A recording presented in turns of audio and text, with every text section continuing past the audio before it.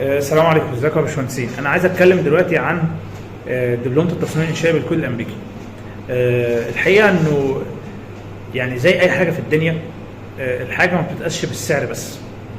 يعني ما ينفعش مثلا ان احنا لما نيجي نشتري مثلا عربيه، هل كل العربيات بنفس السعر؟ ممكن يكونوا نفس الشكل ظاهريا، ممكن العربيه يبقى شكلها حلو جدا بس ثمنها رخيص جدا. نفس الكلام ما ينفعش برضو ان انت تقيس الفرق ما بين الكورس والتاني. اكتر حاجه مستفزه بتجيني، يعني اخر حاجه وصلتني كان في مهندس تقريبا من اليمن دخل بيسال على الكورس عادي، ما فيش اي مشكله. قلت له الكورس كذا، اديت له التفاصيل، عامل PDF فيه كل التفاصيل. قلت له اتفضل التفاصيل اهي، والسعر كذا. قال لي السعر عالي قوي يا باشمهندس، ده في حد وقال اسم حد بيعمله بكذا. طب معلش، هو يعني عايز اقول حاجه، هو لما انت عارف انه فلان بيعمله بسعر قليل، طب ليه ما خدتوش عنده؟ ليه جاي تسال عنده؟ ده اول سؤال. الحاجه الثانيه، مين قال انه لازم انا اكون سعري اقل؟ يعني ما هو هل هو جوده الكورس هنا زي جوده الكورس هنا؟ هل المشروع هنا زي المشروع هنا؟ يعني خلاص هو الكورس بيتقاس بالسعر بس؟ طب ما انا ممكن اعمل لك كورس ب $10 عادي، مفيش اي مشكله، نقعد نشرح اي كلمتين وخلاص ونقول لك يلا كورس $10. لا، ما هي عمرها ما كانت بكده. في كورسات انا اعرفها الكورس كله على بعض ما يكملش 3-4 ساعات. احنا بنشرح كورس مثلا بنتكلم في 100 ساعه، سيبك من 100 ساعه ما بتتقاش، ما انا ممكن اقعد الك في الفاضي برضه. يعني برضه حته الوقت دي مش مقياس. يعني مش هقول لك مثلا دبلومه 200 ساعه و400 الف ساعه و500 الف، لا، ممكن تكون فيها 50 ساعه بس المشروع فيها يعني خلاصه، مش هنقعد نلك على قلبك كتير. فلا يعني يبقى هي برضه مش بالساعات. مش هقول لك 100 ساعه زي 3، لا، ممكن يكون هو شرح في 3 ساعات احسن من 100 ساعه، بس هي مش كده برضه. هي القصه بالكونتاكت اللي جوه الكورس. انت شرح ايه؟ شرح قشور، مجرد تقول لي البرنامج بيشتغل ازاي. انا اخر حاجه بشرحها هي البرنامج، والناس اللي خدت معايا الكورس عارفين الكلام ده. اخر حاجه بنشرحها هي البرنامج. احنا بنهتم جدا جدا جدا بان احنا نخرج مهندس تصميم مش مستخدم للبرنامج. احنا ما بنقولكش مثلا ايه ده هو برنامج، ده هو مهندس بيعرف يشتغل ايتابس وسيف، لا، انا بقول انا عايز مهندس تصميم. يعني لازم يكون فاهم الديزاين بيمشي ازاي، البروسيس بتاع الديزاين ماشيه ازاي، لازم يكون بيعرف بيصمم كل عنصر مانوال ازاي. حتى الحاجات اللي احنا اصلا ما عدناش بنصممها مانوال انا بهتم بيها في الكورس، بان انا اعرفك ان الاساس بتاعي ايه، ولو هتصممها مره واحده في حياتك بس عشان لما تيجي تطلع نتائج من البرامج بعد كده تبقى انت قاري الحاجه.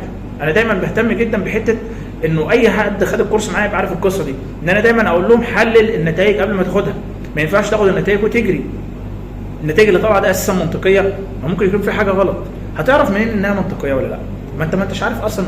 يعني انت عشان تعرف النتائج منطقيه ولا لا لازم تكون اصلا جربت تحل حاجه قبل كده بايدك وعارف ومتوقع الارقام ايه. لازم تكون عارف مثلا شكل العزوم متوقعه ايه، فمن قبل ما النتائج بتطلع وانت اصلا متوقع الارقام هتبقى عامله ازاي. فاذا الكورس مش بيتقاس بالسعر بتاعه، ولكن بيتقاس بالمحتوى اللي متقدم فيه.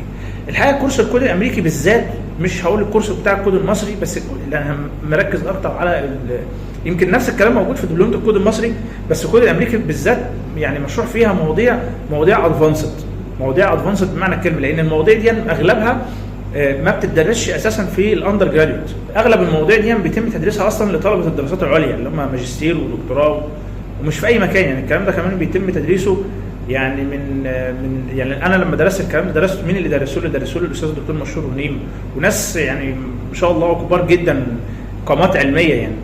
يعني الكلام ده ممكن ما بيتدرسش في كل الجامعات كمان. يعني كلام مهم جدا وحاجات مهمه جدا. يعني فهي يعني مواضيع ادفانسد، زائد ان احنا قبل ما نشرح اي موضوع بعرفك تفاصيله. يعني احنا بنخش في الديتيلز، بعرفك كل حاجه جت منين، بقى كاني بكشف لك الستاره اللي ورا الكود. انا مش مجرد ان انا بقول لك تعالى يا باشمهندس خد مثلا الكود ده، هو بيقول ان القانون بتاع الكذا بيساوي كذا، لا، انا بعرفك اصلا ليه الكود حط القانون ده، كان غرضه ايه وهو بيحط القانون ده، ايه هدفه وهو بيعمل القانون ده. مش مجرد ان هو ايه ده المعادله، ما اي حد بيعرف يعمل. هنجيب المعادله من الكود ونعوض، ما احنا عارفين ان ده بي يعني عرض القطاع، دي يعني الدبس، هنا مش عارف مثلا اف سي يعني ايجاد، خلاص احنا نعوض وخلاص. لا، مش دي القصه. الفرق بين واحد فاهم ومش فاهم، ان الفاهم دايما هيعرف يسلك في اي حاجه بعد كده. يعني بعد ما بيخلص الكورس لو جاله اي مشروع بقى او اي حاجه هيعرف يسلك، لان هو فاهم الاساس، عارف الدنيا ماشيه ازاي. انما اللي حافظ خلاص هو بيحافظ المشروع ده، لو جاله مشروع تاني يقول لك ما خدتهاش دي، او يغلب فيها، او ان هو ما يعرفش يتعامل مع المشكله. فاذا اللي انا عايز اقوله ايه، كورس عن كورس بيختلف، كورس بالمحتوى بتاعه. يعني انا نفسي مره لما حد يجي يسال على الكورس ما يقوليش السعر كام، بيقول لي المحتوى ايه. بعد كده يا سيدي بسال على السعر. والكلام ده مش على الكورس بتاعي بس، على اي كورس تشترك فيه. اي كورس تشترك فيه اهتم بشوف، ممكن يكون سعره رخيص بس مش مشروح فيه حاجه، الكلام كله ممكن تلاقيه على النت. تمام.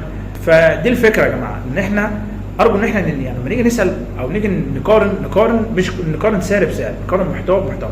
ممكن انا بعمل لك كورس غالي وممكن المحتوى بتاعه اصلا يعتبر اغلى من الكورس بتاعه. يعني مثلا الكورس ثمنه مثلا $10، ممكن يكون المحتوى اللي محطوط فيه اصلا يساوي $100. وممكن يكون كورس معمول ب50 او ب$5 والمحتوى بتاعه اصلا ما يجيش بنص $.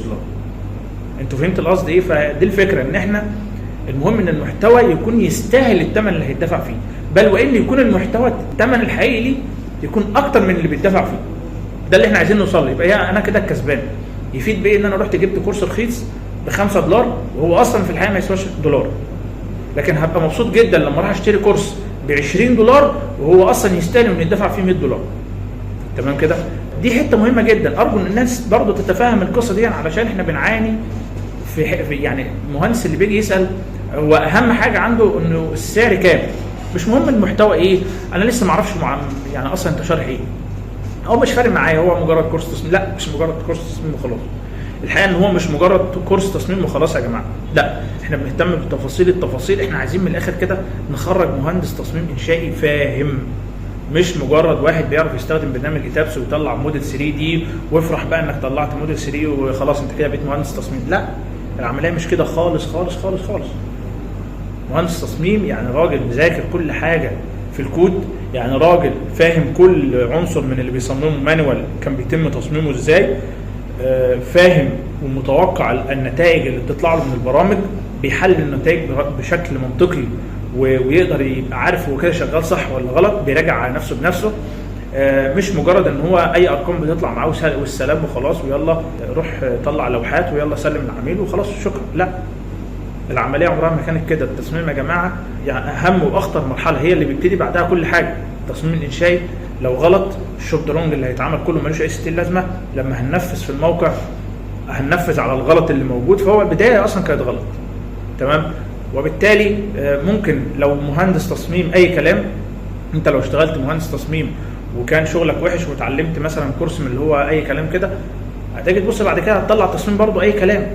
فالعميل اللي هيجي لك مره عشان مثلا تصمم له مثلا فيلا او تصمم له برج، هيلاقي نفسه مثلا لما بيودي الشغل بتاعك ده لاستشاري او حد فاهم عشان يراجع وراك، هيلاقي ان هو طالع كله مشاكل. يعني هيلاقي كله مش هيجي لك تاني علشان انت في البدايه اصلا استرخصت. ملخص الفيديو بس كان اهم حاجه عندي انك انت لما تيجي تقارن كورس بكورس ما تقارنش سعر بسعر، ولا تقارن عدد ساعات بعدد ساعات، ولكن قارن محتوى بمحتوى. تمام كده يا جماعه؟ ممكن انا اشرح لك حاجات في ساعتين ثلاثه احسن من اللي انا شارحهم في 200 ساعه، وممكن اقعد عليك في ال 200 ساعه في الفاضي، وممكن الثلاث ساعات ما فيهمش حاجه اصلا. ممكن الكورس اللي فيه 200 ساعه هو اللي يبقى هي القصه محتوى بمحتوى، مش ساعات بساعات ولا فلوس بفلوس. بس ده اللي انا عايز اقوله.